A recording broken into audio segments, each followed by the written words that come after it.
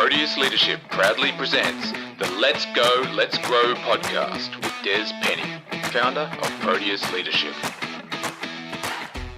Hi everyone, welcome to the Let's Go, Let's Grow podcast. I'm Des Penny, and today I want to talk about repositioning yourself for growth and understanding that being relevant is a measure that we should use when we're considering change. I'm a firm believer in having and building a growth mindset. But growth doesn't mean being the biggest and the shiniest. It means constantly repositioning ourselves to be relevant while maintaining the desire and the passion to continue moving forward. For the past decade, we have been promoting change management and everything that comes with it in an attempt to help people realise what life can and will be like moving forward. And although this has been and still is a necessary part of evolution, it's left many people behind and others failing to cope. The rate of change in the past decade has been so rapid that it's actually created a divide in people that is based on their ability to accept change and then apply it to their lives or not. Those who disagree or are slower to adapt can be quickly left behind, still struggling with the current change while the next one is upon them. So the first steps to repositioning yourself is to accept the fact that change will happen with or without you, and change is good. We've all had to make lots of change in our lives and will continue to do so, but have we made changes when it was unnecessary and just expected of us, when really we just needed to reposition ourselves? Because repositioning is not about constantly removing the past and starting again, but rather about building on what we've already done while adapting to new initiatives so that we can remain relevant. People often become so overwhelmed and disillusioned with change management because they think that they have to strip everything and start again. In most cases, to do so is neither smart nor effective. The fact is that when you just change everything, you lose the power, experiences, and skills gained from your path. Things change, but that doesn't mean you don't keep and build on what is working. Rather, we should seek to understand what we need to do differently, understand what we need to quit doing, and understand what we need to keep doing. This little model we use at Proteus, and it's called the Keep, Stop, Start model, where we ask, so what will you keep doing, and what will you stop doing, and what will you now start doing? This is called repositioning. And when we reposition, we don't just make a difference, we become relevant and a part of the difference. To some, this might sound just like a little bit more trite motivational speak, but if you stop to consider and then act on this statement, it can literally change what you do, how you do it, and what your future could look like. We work so hard on planning how things could be different and how things could look that we failed to take on board Gandhi's great piece of advice to become the change we wish to see. The fact is that people are influenced far more by what they see rather than just by what they hear. It's great to strategize and then communicate that strategy, but unless it results in behavioural change and involvement by all stakeholders, then it can confuse and disappoint, no matter how good the idea is. So if we want to truly make a difference, then we must practice what we preach, lead by example, and begin to be the difference on a daily basis. This is when people will get on board, because double standards are never sustainable. I've been in business for many years now, and I think I've had to tackle almost every obstacle and challenge in the book. And I have to say, there have been times and situations that have almost broken me. Often it seemed that the more I did for people and the more I gave, the more I was attacked, and for a short time I became disillusioned. To be honest, I get why people give up. Sometimes the stress and the pain seem to outweigh the benefits. But the fact is that we always come out the other side. We just need to decide whether we come out bitter or better. because it's in these times that resilience is built.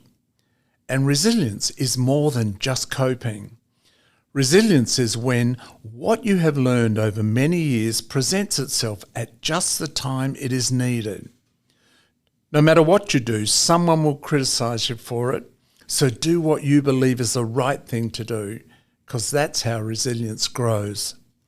Remember, those who cannot do attack those who try.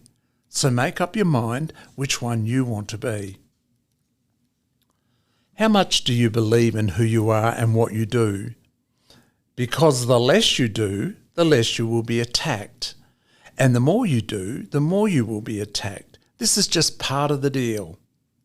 So we need to flip our thinking and realise criticism is a privilege, because it makes us evaluate situations and decide if we will react or respond. When we choose to respond, we start to build resilience and move forward.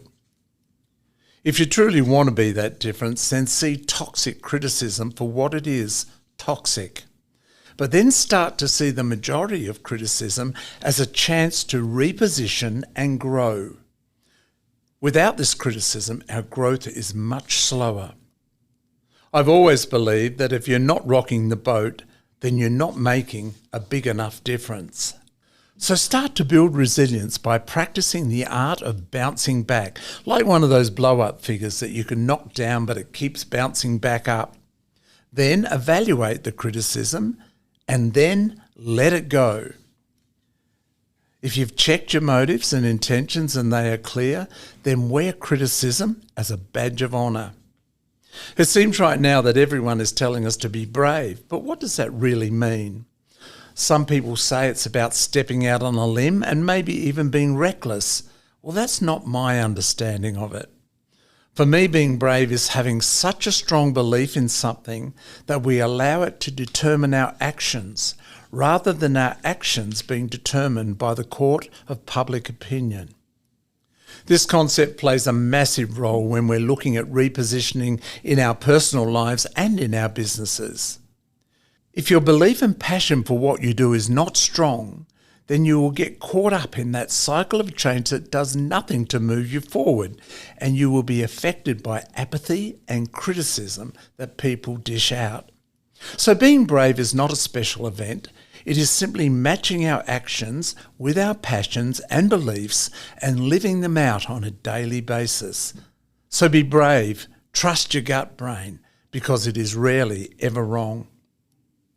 The Australian author Peter Sheehan, in his book Flip, states that action precedes clarity. In other words, no plan will ever be perfect. So we must actually step into the unknown before we can discover the answers to a situation. For more on this, check out my previous podcast entitled Stepping into the Unknown. So in other words, do something or nothing will happen. Remember, there's no such thing as perfection. So what are you waiting for? The more we act, the less we react. What are those things that you're still thinking about? Make them happen or let them go. My company, Proteus Leadership, works with hundreds of organisations and thousands of leaders every year, and a large percentage of the things that people complain about or the challenges that they experience are all about fear. Not being prepared to step out and do something until their strategy or their framework is perfectly in place. This is called strategic procrastination and will only ever maintain the status quo. So here's a piece of advice that I give leaders every time this scenario occurs. Life doesn't work that way. Nothing will ever be perfect, and unless you step out and do something, you're in fact stopping the progress of a potential game-changing idea when all you needed to do was reposition and take a step forward. You don't need a framework for everything. You don't need a perfect strategy for everything. Just step out and do something, because that's when you will gain clarity on what you should do. As Peter Sheehan says, action precedes clarity. But to do this, we must also be prepared to be vulnerable. One of the greatest challenges to success is not letting people in, not allowing people to see the real you.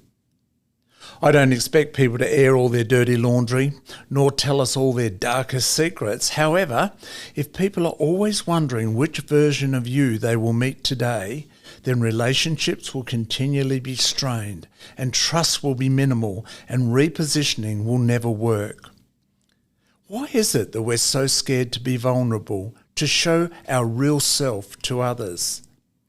Why is it that some people are just so guarded and fear that if they let their guard down, then they will be hurt or manipulated?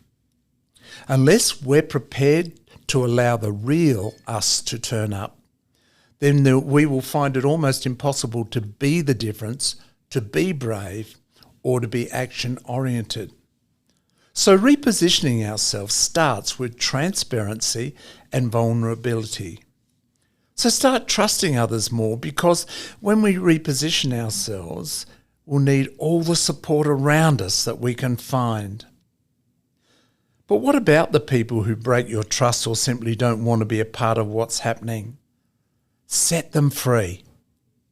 It does absolutely no good whatsoever constantly trying to convince people about how and what could be achieved if they're not committed to being a part of it or even trying.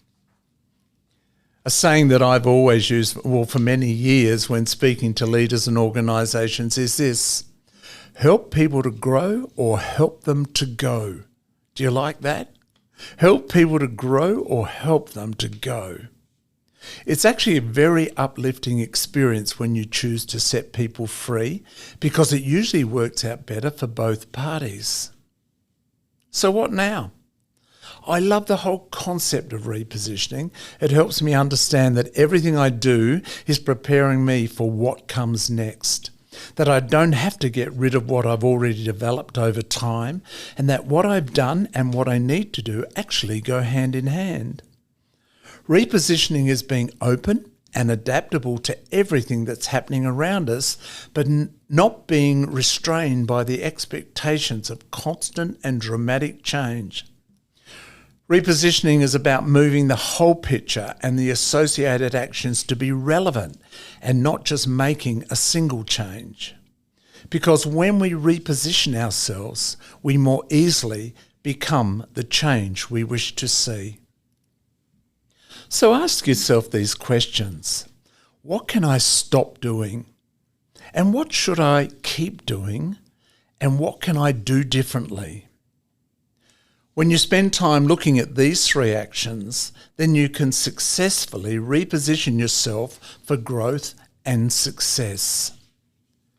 Never be afraid to take one step backwards so that you can move 2 steps forward.